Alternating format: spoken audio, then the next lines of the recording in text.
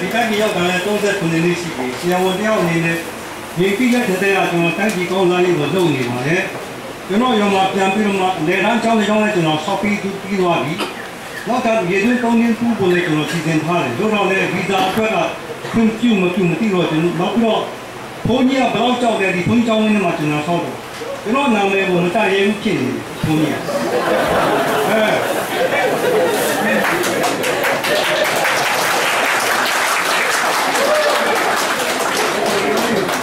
မန်တော်ဘုန်းကြီးလည်းရှိတယ်တော့ဘာစကားမှကျွန်တော်ဘုန်းကြီးသိနေတယ်အဲ့ဒါ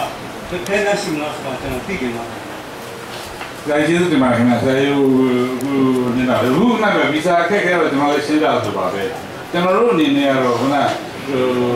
blacklist လည်းမပါတော့ blacklist ပါခဲ့သည်ရှိတော့မှဘာကြောင့်တဲ့ပါနေတာလဲဒီဥစ္စာကိုပြုတ်ဒီဥစ္စာကိုနိုင်ငံအတွက်ဘာမှဆန့်ကျင်တာဆက်လည်းမလုပ်ဘူးဟိုရင်းကလုပ်ခဲ့တဲ့ဆိုတော့ကိုယ်ဆိုပြတဲ့လူကိုတော့ဘာလို့လဲဒါတွေကကျွန်တော်တို့ဟိုပြီးခဲ့တဲ့ပိုင်းမှာပြီးခဲ့တဲ့ပိုင်းထားရပုံစံနဲ့သို့တော့လက်ရှိနေသားမှာတော့ရှိနေခဲ့ရင်တော့ဘာဖြစ်လို့ကိုလွတ်တင်နေဆိုဒီစင်းကနေပဲဖြတ်တင်နေဆိုတာပြောပြီးကျွန်တော် try လုပ်ပြီးနေချက်နောက်ချက်ကတော့ဗီဇာကိစ္စနဲ့ပတ်သက်လို့ကျွန်တော်ပြောလို့ပါပဲဗီဇာကိစ္စနဲ့ပတ်သက်တဲ့ခါမှာကျွန်တော်တို့အနေနဲ့တော့9ရက်တွင်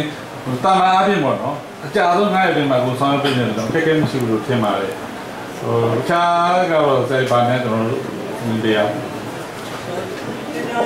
တ်သက်ပြီးတော့လည်းကျွန်တော်အားပေးခြင်းပါလေအခုဆိုလို့ရှိရင်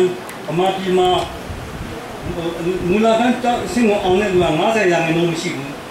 ။ဟောကျမကြီးချင်းနဲ့ကြီးနိုင်မယ်ဆိုလို့ရှိရင်လည်းဘိုးဖွားတဲ့စင်ကြီးလိုက်ရင်လူ1000ငွေရင်300ပေးတယ်အမေရိကန်ပြည်မှာ1000ငွေ30တောင်မပေးဘူး။တော့အချိန်တွေပါချနေတယ်။နောက်ပြီးတော့ဒီAsiaကနေတည်တဲ့လူဦးရေရတယ်ပဲကမ္ဘောဒီးယားတက်တော့ဆိုးသွားပြီဆိုတော့ကျွန်တော်တို့တွေညာကြည့်ရတယ်0.05% of the pregnant women Asia ကပို့တွေ့ရတယ်ဒီနေ့ဆိုးနေတယ်ဒီနာတဲ့လူဦးရေကတော့အောင်ဆန်းစုကြည်ပြောတာလို့အသက်50အောက်လူတွေကစမတောက်တော့ဘူးဒီလောက်ဒီအချိန်နေဆိုးတဲ့အချိန်တွေရှိတယ်ဒါအားလုံးကတော့ဒီစစ်ကိုဟောင်းနေရဲ့ဟိုကောင်းစံမှုကြောင့်ဖြစ်လာတယ်လေ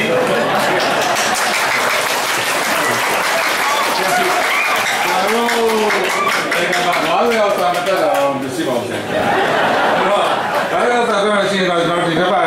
မတာသိရင်မပြတ်ရောက်လာလူတွေအများကြီးရှိပါတယ်ဒါတော့တစ်ခုရှိပါတယ်ဒါတော့စာရေးလေးကိုစိတ်စေတာတွေဆိုကျွန်တော်တို့ဝင်လာပါတယ်ဒီဘက်ဒီအားလုံးဝယ်ရပြရမှာပေါ့နော်ဝိုင်းပြီးလုပ်ကြတယ်ဒီအချိန်မှာတော့ကျွန်တော်ပြောသလိုပဲရှေ့ကို